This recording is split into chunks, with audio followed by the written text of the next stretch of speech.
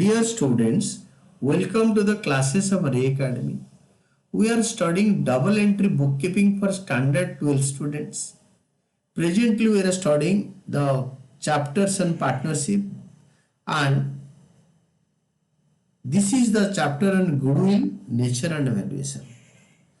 Question is, total capital of the firm of Sakhi Mehak Megha is rupees 1 lakh.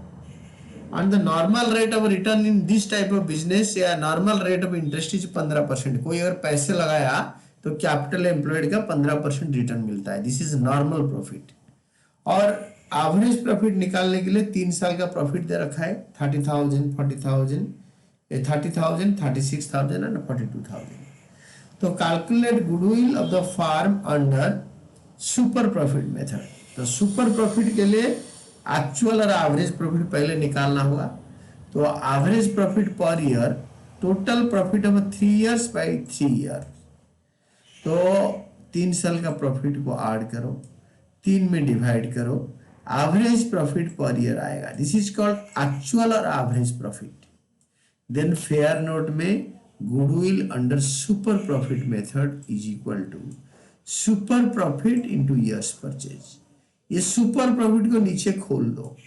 Super profit होता है actual और average profit minus normal profit. Actual और average profit कितना है ना, ये 36,000 है. नॉर्मल प्रॉफिट इस टाइप का बिजनेस में 1 लाख का 15%, जितना इन्वेस्टमेंट करोगे उसका 15% इंटू 4 years परचेज. क्वेश्चन में दे रखा है कितने साल, इसमें दे रखा है इंटू 2 years परचेज. तो now goodwill of the firm कैसे निकलेगा, वैल्यू पुट करो. ये 36,000 तो आपने यहां से पुट कर दिया. 1 lakh is your capital investment. 15% normal rate of return या normal rate of interest. 2 years purchase होगा गुडविल ऑफ द फार्म.